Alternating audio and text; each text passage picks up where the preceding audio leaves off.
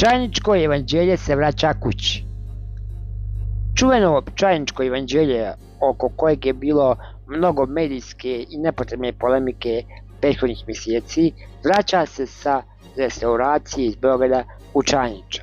Svečani čin povratka evanđelja bit će održan nakon svete liturgije u subotu 25. marta.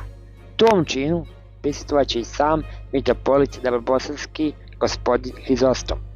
Mi smo o svem ovome razgovarali sa starješinom Čajničkog hrama, gospodinom protoijerejem Darišom Simićem. Pomaže Bog, oče Dariša, hvala vam što ste izdvojili vrijeme da odgovorite na naša pitanja koje zanimaju čajničku javnost. Saznali smo da se Čajničko evanđelje konačno vraća kući i da će tom svetom i svečanom događaju prisustvovati i mitropolit Dabrobosanski gospodin Hrizostom. Šta nam možete reći o tome tome? Prije svega Bogom pomogao, pozdrav tebi slušalcima. U subotu 25. marta, znači sljedeću subotu, znači u našem svetom hramu, svetu arhijerejsku liturgiju služit će njegovo visoko preosveštenstvo mitropolit Dabrobosanski gospodin Hrizostom, a povodom povratka Čajničkog evanđelja u Čajniče sa restauracije koja je vršena u arhivu Srpske pravoslavne crkve u Beogradu.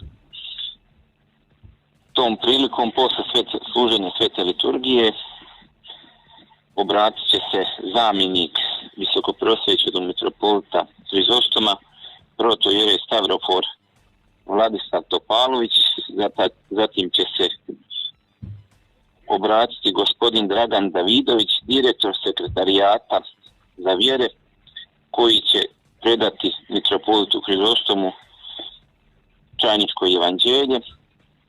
Zatim će se obratiti mitropolit Hrizostom i na kraju će se obratiti gospodin Radovan Filipović, direktor arhiva Srpske pravoslavne crkve u Beogradu, gdje je i vršena konzervacija Čajničkog evanđelja.